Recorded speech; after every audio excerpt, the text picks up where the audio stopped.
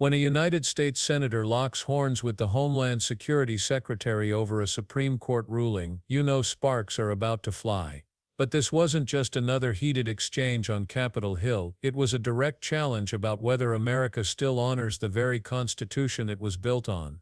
Senator Van Hollen demanded one clear answer: would the administration comply with a unanimous 9-0 Supreme Court decision? Instead of clarity, what he got was deflection, rhetoric, and even accusations that stretched the bounds of credibility. And that's where the debate exploded, because this wasn't simply about one man's case. Senator Van Hollen. Thank you. Thank you, Madam Chairman. Madam Secretary, it's good to see you. Good to see you, too. And I was glad to see in your recent testimony that you reaffirmed your obligations to uphold the Constitution of the United States. And I understand you had an exchange with Senator Murphy on the Abrego-Garcia case. And so I'm just going to put the question directly to you. Are you or DHS doing anything to comply with the 9-0 Supreme Court order to facilitate his return to the United States? Just yes or no. This administration is following all federal court orders. Madam Secretary, this is a simple question. It's the question. president's prerogative on conversations that happen Chair, with the president of El Salvador. I ask a simple question.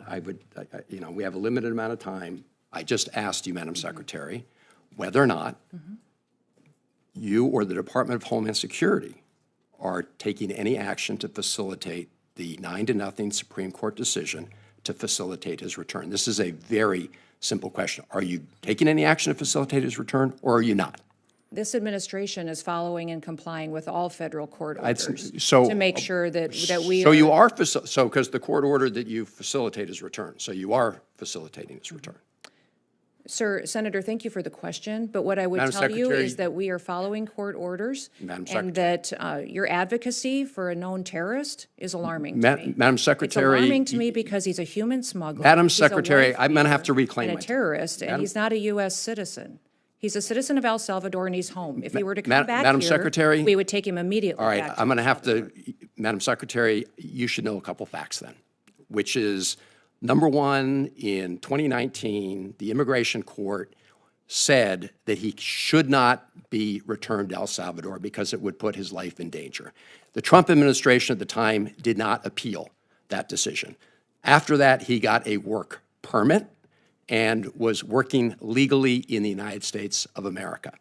This is also why the district court and the appellate court and the Supreme Court have ruled as they have. I suggest that rather than make these statements here, that you and the Trump administration make them in court under oath, because despite what you just said, the federal district court whose judge is hearing this case right now said, and I'm quoting, that the administration has provided no evidence linking Abrego-Garcia to MS-13 or any other terrorist activity. I'm not vouching for the man. I'm vouching for his due process rights. Yes, you are, sir. You've No, been no, vouching no, for Madam him. Secretary, with I would respect. suggest that you defend and Madam, stand alongside the victims of illegal crime. This is political in this country, rhetoric. the citizens who live here and are United States Americans. I would suggest you advocate for them as hard Madam as you do Secretary, those foreign terrorists. I know you're doing a political speech No, here. I'm I not, get it. sir. I'm asking questions of law. No, you're just spewing I truly rhetoric. believe this. I Well, you're truly believe spewing this rhetoric. as an Let American. me ask you this: Do you agree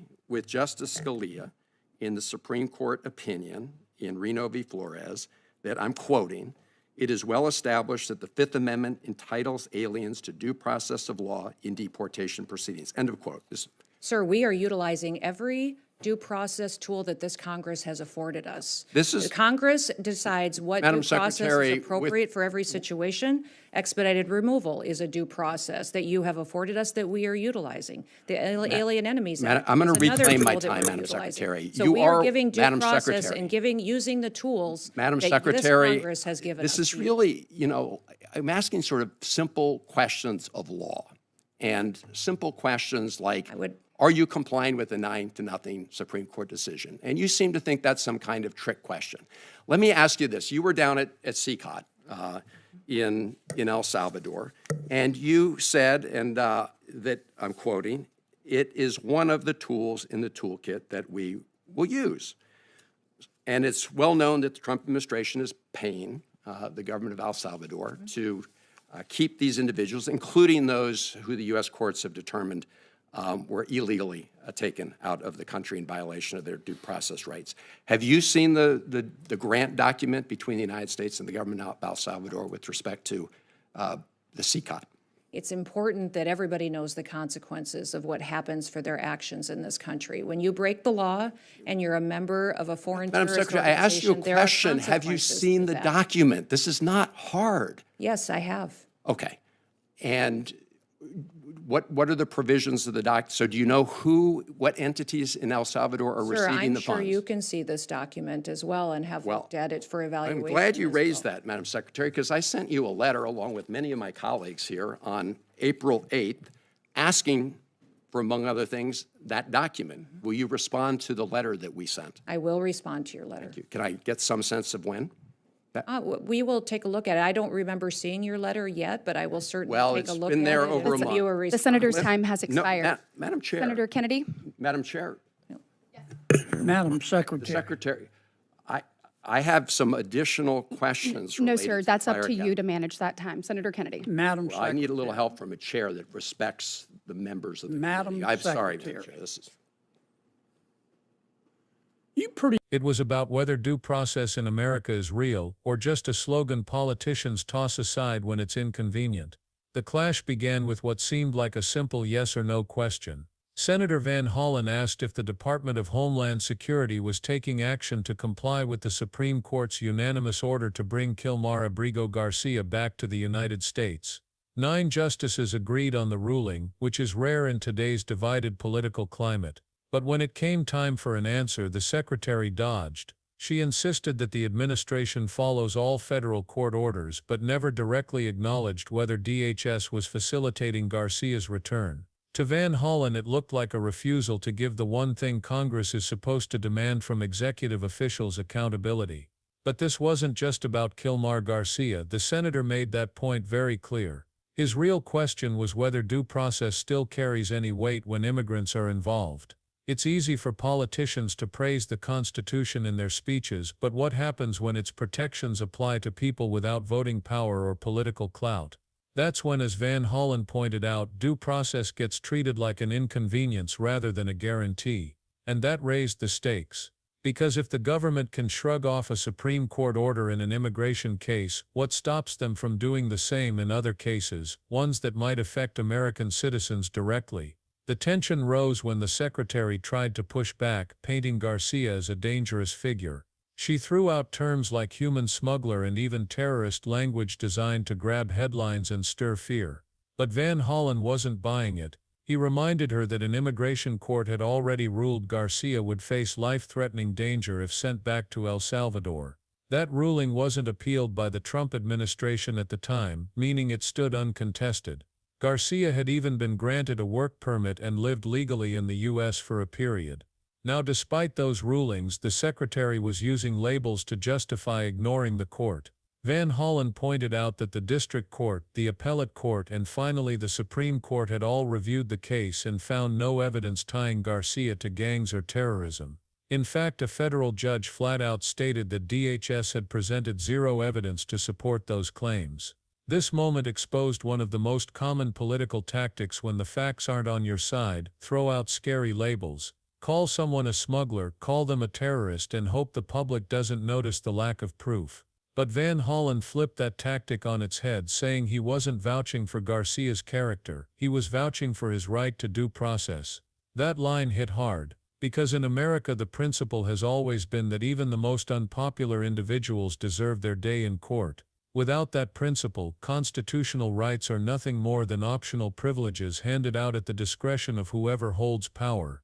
At this point, the senator pressed the Secretary with a legal citation that left little room for spin. He referenced Justice Antonin Scalia's opinion in Reno v. Flores, a Supreme Court case that established clearly that non-citizens are entitled to due process in deportation proceedings. By bringing up Scalia, a conservative icon, Van Hollen wasn't just making a liberal argument, he was reminding the Secretary that this was settled law across the political spectrum. Her response? She claimed DHS was using every tool Congress provided, including expedited removal, which she argued counts as due process. That answer only highlighted the divide, one side viewing due process as a fundamental right, the other treating it as a procedural checkbox. Then the conversation shifted from legal theory to cold hard money.